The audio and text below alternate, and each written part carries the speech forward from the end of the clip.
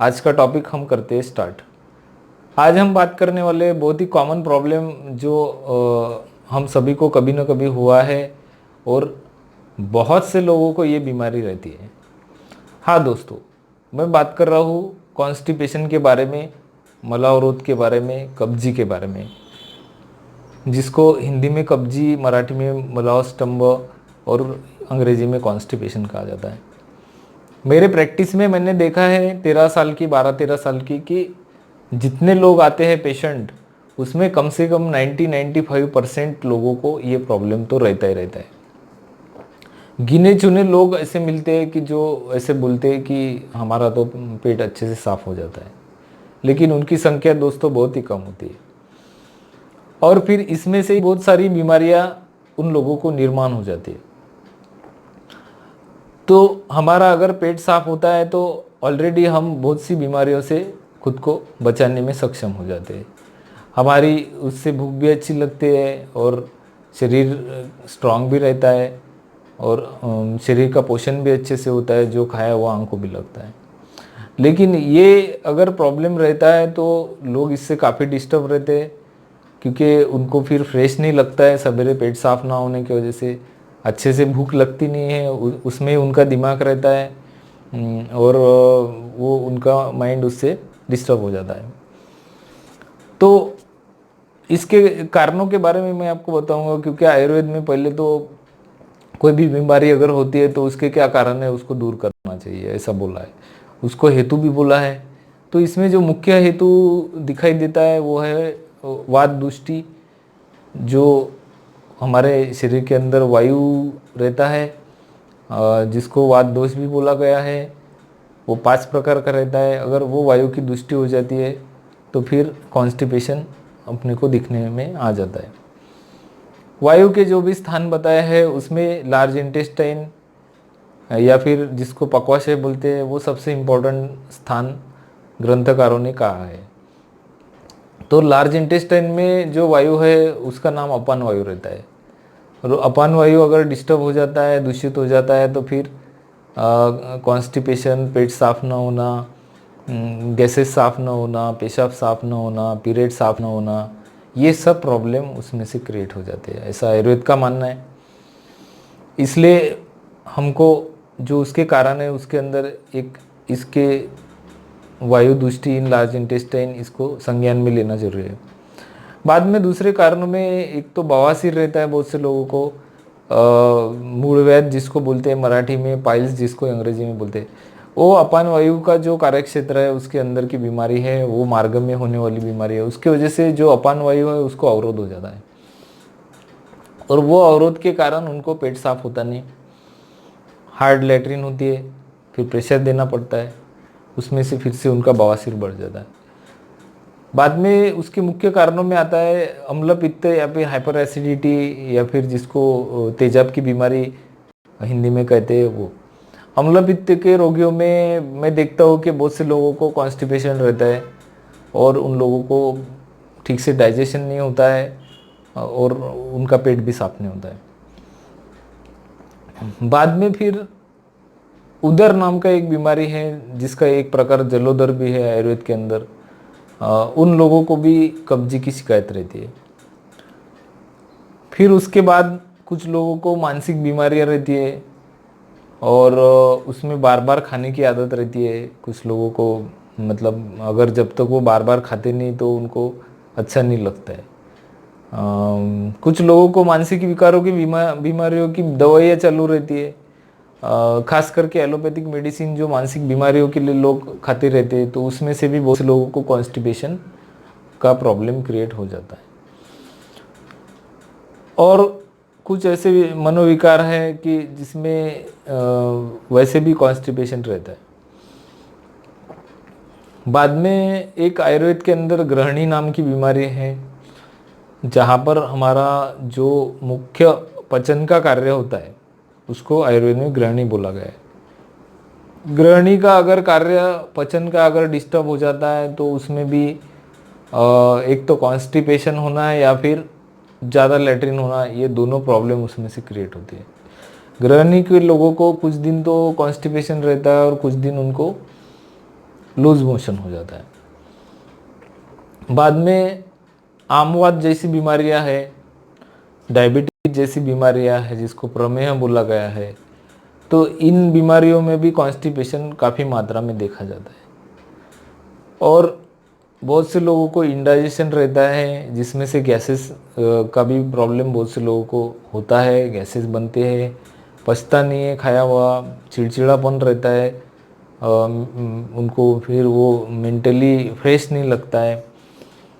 उन लोगों को भी कॉन्स्टिपेशन बहुत सी इसमें देखा जाता है। कुछ लोगों का ऐसा है कि वो लोग इतने कंजूस रहते हैं कि वो कोई चीज़ छोड़ने को तैयार नहीं रहते। अब ये साइकोलॉजिकली अगर इसको देखें तो ये बहुत ज़्यादा जो लोग बातों को पकड़ के रखते हैं, चीज़ों को पकड़ के रखते हैं, पैसे को पकड़ के रखते हैं, ऐसे लोगों को भी कॉन्स्टिपेशन ये प्रॉब्लम देखा गया है।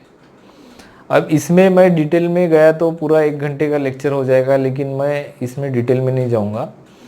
इसमें सिर्फ एक ही है कि कोई भी चीज़ पकड़ के रखने की जो आदमी की प्रवृत्ति है, वो प्रवृत्ति अगर बहुत ज़्यादा में रहती है तो उसमें से भी बहुत से लोगों को कॉन्स्टिपेशन रहता है। अब ये तो मैंने कुछ चंद कारण बताए, इसके अलावा भी बहुत सारे कारण रहते हैं दोस्तों कि जिस वजह से कॉन्स्टिपेशन हो जाता है। खाने पीने में अगर अपन वायु को बढ़ाने वाली चीज़ें जैसे आलू है और बेसन है, चने के पदार्थ है, बासी पदार्थ है, बटाने के जो जिससे पदार्थ बनते हैं वो है, अगर ये ज़्यादा प्रमाण में खाते हैं तो उससे भी कॉन्स्टिपेशन या फिर गैसेस ज़्यादा निर्माण हो जाते हैं। बाद में लोगों को रात को जागने की आदत रहती है, बहुत से रात्रि जागरण जिसको बोलते हैं, दिन में सोने की आदत रहती है, फिर सवेरे देर से उठने की आदत रहती है, उन लोगों को भी कॉन्स्टिपेशन हो जाता है। ये तो हो गए कारण। अब इसका सबसे इम्पोर्टेंट है कि चिकित्सा क्या है, ट्रीटमेंट क्या है। तो इसमें अगर हम लोग माइल्ड, मॉडरेट और सीवियर ऐसा 3 कैटेगरी में कॉन्स्टिपेशन को डिवाइड करेंगे तो फिर वो हिसाब से भी हम लोग उसका ट्रीटमेंट कर सकते हैं। अगर माइल्ड कॉन्स्टिपेशन है तो वो कुछ टैबलेट और कुछ आसव अरिष्ट आयुर्वेद के अंदर आते हैं, जैसे कि अभय अरिष्ट है, कुमारी आसव है, द्राक्ष अरिष्ट है।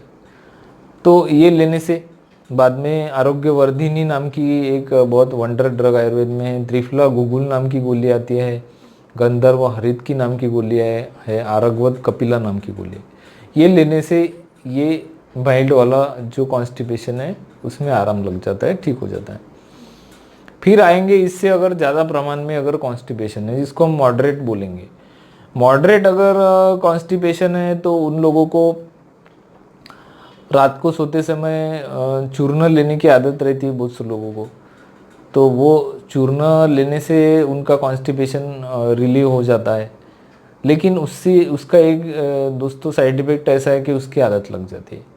हम ऐसे हजारों लाखों लोगों को देखेंगे, करोड़ों लोगों की, कि जो चूर्ण लेने के बिना उनकी पेट ही साफ नहीं होता है। लेकिन इसमें ऐसे चूर्ण यूज़ करने चाहिए कि जो एक तो हमारे हाथों का जो रुक्षता बढ़ी है, जो वात बढ़ा है, उसको कंट्रोल में करे, उसको वात को और ना बढ़ाए, अपान वायु को अनुलोमन करे। ऐसे चूर्णों का हमने इसमें वापर करना चाहिए। हम जिसको सबसे ज़्यादा यूज़ करते हैं कॉन्स्टिपेशन में, उसमें हरित की चूर्ण है, उसको हम सबसे ज़्यादा यूज़ करते हैं। उसको घी और शक्कर के साथ में अगर लेते हैं तो बहुत अच्छी तरह से उसके कॉन्स्टिपेशन में रिज़ल्ट मिल जाते हैं। साथ ही साथ वो बवासीर को भी कम करता है, ड्राइनेस को भी बढ़ाता नहीं है, जो इंटेस्टाइन में जो रुक्षता की हमने बात करी। त्रिफला चूर्ण को भी हम इसी तरह से घी और शहद के साथ में ले सकते हैं, वो भी एक रसायन कार्य करता है, पेट साफ करने में भी मदद करता है। बाकी एक अविपत्तिकर नाम का एक चूर्ण आता है आयुर्वेद के अंदर, वो भी बहुत अच्छा पित्त विरेचक करके जाना जाता है। जिनको अम्ल पित्त की बीमारी है या फिर पित्त की बीमारियां हैं, पेट साफ नहीं होता है, उसमें अविपत्तिकर बहुत अच्छा काम करता है। प्रमाण इन सभी चूर्णों का दोस्तों 5 ग्राम से शुरू करना चाहिए। अगर उससे नहीं होता है तो फिर 10 ग्राम तक भी आप उसको ले सकते हैं, 15 ग्राम 20 ग्राम तक भी अपन उसको लेके जा सकते हैं, कोई प्रॉब्लम नहीं है। और बहुत अच्छा कॉन्स्टिपेशन को रिलीव करने वाला जो स्निग्ध विरेचक द्रव्य है उसमें एरंड तेल का भी हम लोग बहुत ज़्यादा यूज़ करते हैं।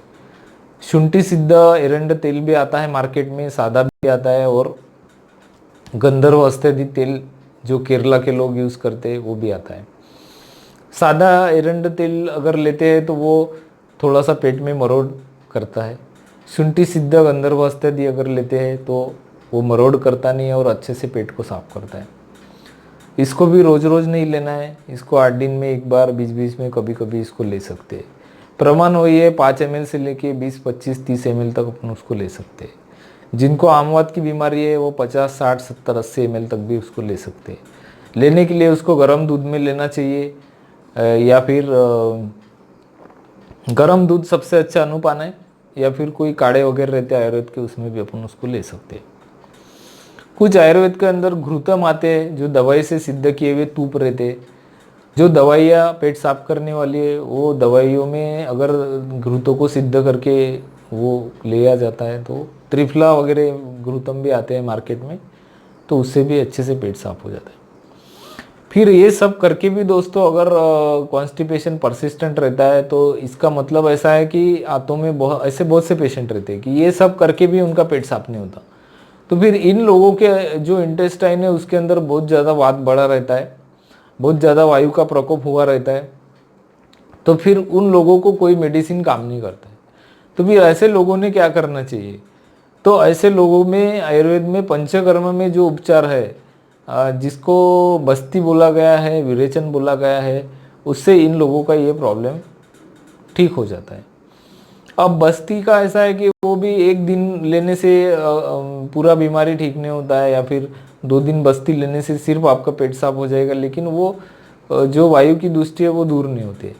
तो इसके लिए कम से कम 14 दिन तक बस्ती लेना चाहिए। उसमें भी एक दिन तेल का बस्ती, एक दिन तेल और काढ़े का बस्ती, ऐसा अल्टरनेट निरोह अनुवासन अगर लेते हैं तो उन लोगों में बहुत अच्छे रिजल्ट इसके मिल जाते हैं।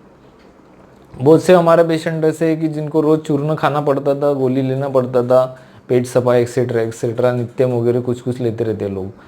तो बस्ती करने के बाद में उनकी ये गोली लेने की, चूर्ण लेने की आदत ऑटोमेटिक छूट जाती है, क्योंकि उससे क्या होता है, जो अपान वायु रहता है उसकी दुष्टि दूर हो जाती है, वो अनुलोम हो जाता है और ऑटोमेटिक अपना पेट साफ होने लगता है।